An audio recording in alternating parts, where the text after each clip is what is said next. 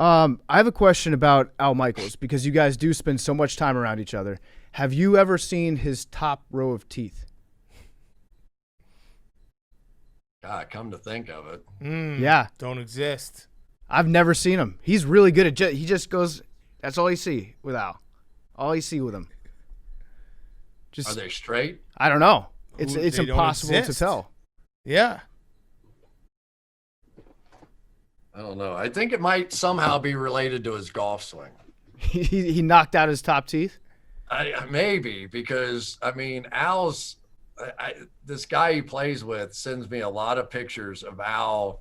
Like every time Al is on one foot with his other foot on a branch and he's standing upside down trying to hit another ball under the tree, that he snaps that picture and sends it to me.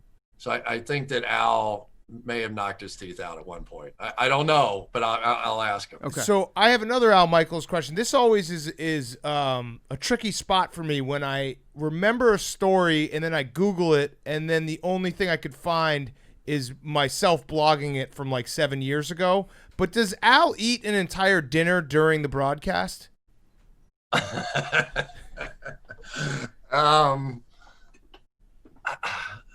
Yes, I think the answer is yes.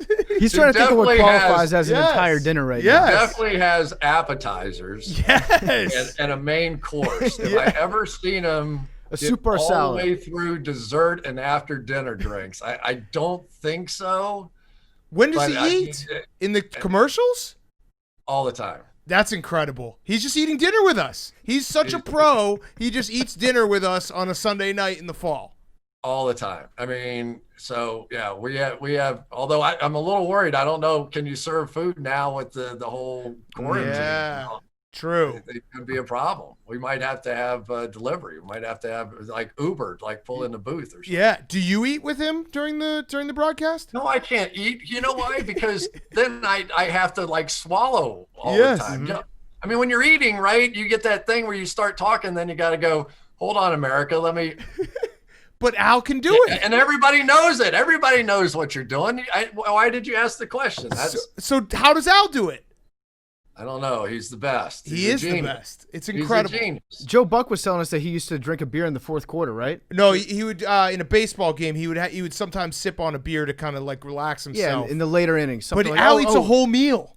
Joe Buck was the one that told us that he peed into a bottle one time Yes. in the booth. Have you ever had to pee during like an actual game? All the time. And sometimes they're way down the hallway. Mm-hmm. And, because you've got it. I mean, you guys don't do it, but I've already had a whole glass of water just doing this interview. So you're drinking and drinking and drinking, right? And you're trying to do that. And then sometimes you got to go, Al, pick me up here, and you try to wait for the 2-minute warning or some longer commercial break. But when you got to go, and I've never done the thing under the table. Yeah, no. Joe and Troy have especially a now. special It's like I'd get canceled in a heartbeat. I'm gonna get a T-shirt made just canceled, just so I can be the first one. Should I just open every tweet with canceled? Cancel yourself. Yeah, I can be the one that gets the initial hashtag and go with that. All right, so this upcoming season, there's obviously 7 teams that make the playoffs now. But there's always a team or 2 teams that come from nowhere and end up being in the playoffs. What teams do you have circled this upcoming season, and why are they the Chicago Bears? Well, they have a multitude of quarterbacks there now. True. I was surprised you had not signed, actually. Yes. No, I still have a chance as a tight end because I think we only have 11 right now. So we need at least 12 or 13. Yeah. The Chicago Bears. That is Nick Foles really going to be the quarterback? Is he going to? You're the expert. Why don't you like Nick Foles? I love Nick Foles. Nick Foles was he played the 2 greatest games I've ever seen played by a quarterback. I think. I may have to put Brady in the Super Bowl when they were down 28-3. But it was Nick Foles in that Super Bowl. Al and I called that game, right? Yep. That one for sure. And the other one has to do with a quarterback who is no longer in the league right now, who played a game in New England.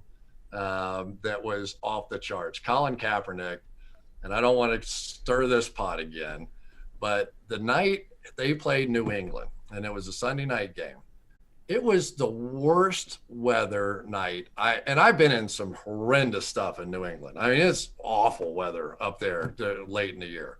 And so we were standing, we did our pregame thing in the tunnel, the tunnel on the, whichever side that would be, the Boston side and the wind was blowing like 50 miles an hour, and it was like 31 degrees, and it was misty, rainy kind of thing. And I couldn't even move my lips to do the pregame show. I mean, it was horrendous. So I go up to the booth and I go, Al, 10-7 at best. I'm telling you, there's no way anybody can throw in this kind of wet and wind and against these teams and all that kind of stuff. Kaepernick came out there, and this thing was 37-34. Brady had just let him down for another touchdown to take the lead late in the game. There's like a minute and a half to go, and Kaepernick takes him right down the field the other way and scores the game-winning touchdown. And I looked over now and I said, that is impossible. What those two guys did tonight is absolutely impossible. And so, I've always struggled with the Kaepernick thing, and I get it. And, people, they don't want whatever it is. They don't want distractions and all the different things. But that night, that guy was as good as any quarterback I ever saw play the game. It's crazy. I'm looking at the box score right now, and it doesn't pop off on the box score, but I remember that game too. He was 14 for 25 with 4 touchdowns, and you think 14 for 25, that's not that great. Brady was 36 for 65. When has Tom Brady had that many incompletions? Like, that's crazy. So, and it was a 41-34 game where they won at the end, scored, like late, comeback. That's interesting. Okay, so Nick Foles, you saw it though. You don't think he can replicate it, or do you think are there guys like that? How? Let me phrase this a different way. How do you grade someone in Pro Football Focus that has a ceiling that is astronomical, but that game-to-game average is tough to kind of grasp what exactly he is? We grade every single play in every single game for every single player, right? And so it just is what it is. So there's no difference between an offensive lineman when he's playing against J.J. Watt and some fifth string guy, right? We just evaluate and grade what that guy did on every single snap that he played, right? So there's no denying that we've seen every single play that's happened in college football and NFL football. So whether you want to agree with us, disagree with us, whatever the case, that's fine. We all understand that. We think our grades are the best indicator of what this guy's going to be long term, and it's proven pretty true.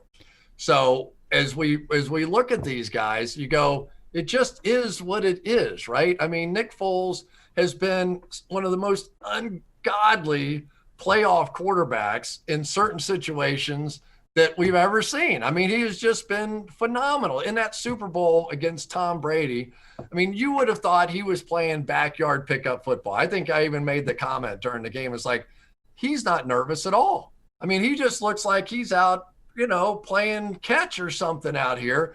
And I said, oh, this is going to, as we go down the road, we get to the third quarter, we get to the fourth quarter, he's going to fade. There's no way Tom Brady, all that. He never faded. And yet we have not seen that in the game in, game out consistency, of what he's done throughout the course of his career. Could he put it all together? I hope so. He's one of the nicest human beings on God's green earth. I mean, he's just a great dude.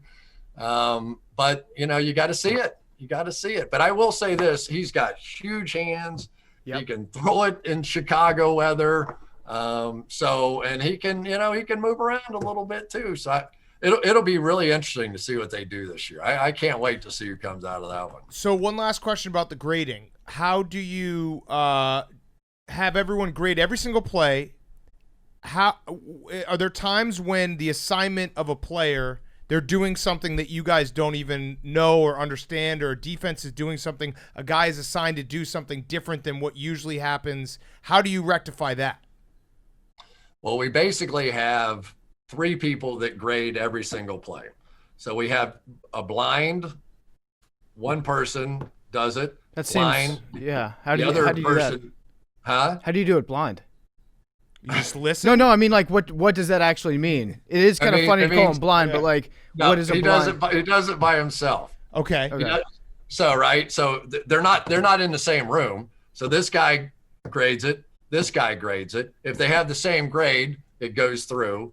If they don't, then we bring in one of our coaches or former players or guys that have standing that have been there for the full 12 or 13 years of the company, and we have debates and we debate those plays.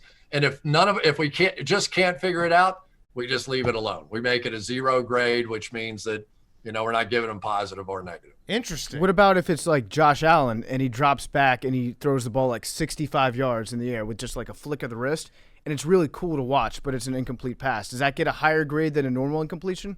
No, but stats are great liars. They really are. Like, there was a game where Aaron Rodgers threw a deep ball, right? And it came down to the receiver's hands and it hit him right in the hands.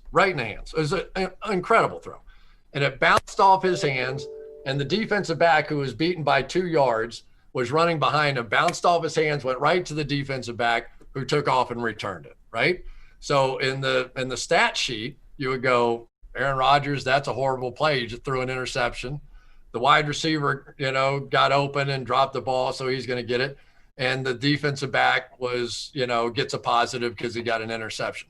But in our system, Rodgers gets the great grade, right? The defensive back gets crushed for getting beat on a deep ball, and the wide receiver gets crushed for dropping the ball. So we don't do what the result was. We do what the guy did on the play, which sometimes make people crazy. We had Aaron Rodgers one game, he was player of the week, and he threw 5 touchdown passes in the game. And we had him as either just a 0 grade or maybe even slightly negative because he had 3 passes that should have been intercepted that were thrown right in the hands of linebackers or defensive backs that they all dropped them.